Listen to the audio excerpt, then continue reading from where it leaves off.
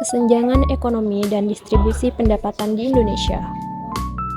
Akan ada 4 poin penting yang akan kita bahas bersama, yaitu apa itu kesenjangan ekonomi, penyebab utama kesenjangan ekonomi di Indonesia, kesenjangan ekonomi di DKI Jakarta pada tahun 2021, dan yang terakhir yaitu upaya mengatasi kesenjangan ekonomi di Indonesia.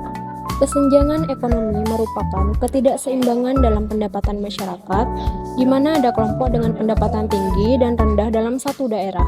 Hal ini terjadi karena perbedaan besar dalam kemampuan finansial antara kelompok pendapatan tinggi dan rendah.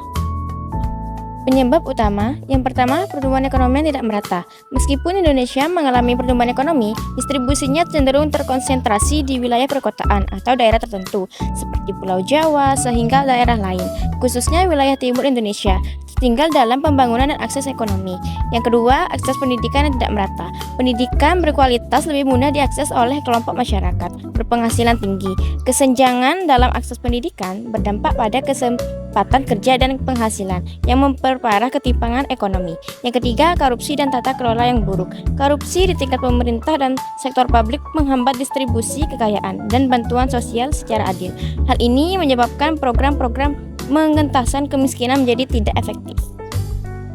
Contohnya yaitu kesenjangan ekonomi di DKI Jakarta pada tahun 2021.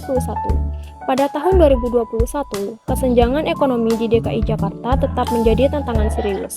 Meskipun Jakarta adalah pusat ekonomi Indonesia dengan pertumbuhan yang relatif stabil, distribusi pendapatan di kalangan penduduknya masih sangat timpang. Salah satu ukuran yang digunakan untuk menggambarkan ketidakmerataan ini adalah rasio Gini, yang pada tahun 2021 berada di angka 0,411. Ini menunjukkan bahwa meskipun ada sedikit penurunan dari tahun sebelumnya yaitu 0,431 pada 2020, kesenjangan antara kelompok kaya dan miskin masih cukup besar. Kondisi ini mencerminkan bahwa sebagian besar kekayaan dan akses terhadap peluang ekonomi terkonsentrasi pada segelintir populasi, sementara kelompok masyarakat bawah kesulitan untuk meningkatkan taraf hidup mereka. Dampaknya, kesenjangan ini memperlebar jurang sosial, ekonomi, dan menghambat mobilitas sosial di kalangan masyarakat. Untuk mengatasi kesenjangan ekonomi. Yang pertama, program bantuan sosial atau Bansos. Pemerintahan DKI Jakarta meluncurkan berbagai bentuk bantuan sosial, terutama pada masa pandemi COVID-19.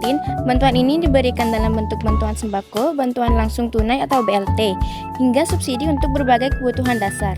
Tujuan dari program ini adalah untuk memberikan bantuan langsung kepada keluarga berpenghasilan rendah yang terdampak secara ekonomi. Yang kedua, penguatan usaha mikro, kecil, dan menengah UMKM. Pemerintah DKI Jakarta juga fokus pada pengembangan ekonomi masyarakat. Dengan mendorong pertumbuhan UMKM, berbagai program seperti pemberian modal usaha, pelatihan kewirausahaan, dan penyederhanaan akses pasar diciptakan untuk membantu UMKM tumbuh. Melalui ini diharapkan dapat memperluas kesempatan kerja dan meningkatkan berpendapatan masyarakat miskin. Yang ketiga, pendidikan dan pelatihan keterampilan. Pendidikan gratis hingga tingkat menengah disediakan oleh pemerintah untuk memastikan bahwa setiap warga, termasuk kelompok berpenghasilan rendah, memiliki akses pendidikan yang merata. Selain itu, program pelatihan keterampilan dan peningkatan kapasitas juga dijalankan untuk membantu warga memperoleh keterampilan yang relevan dengan kebutuhan pasar kerja, sehingga mereka dapat bersaing di sektor formal yang lebih stabil dan menjanjikan.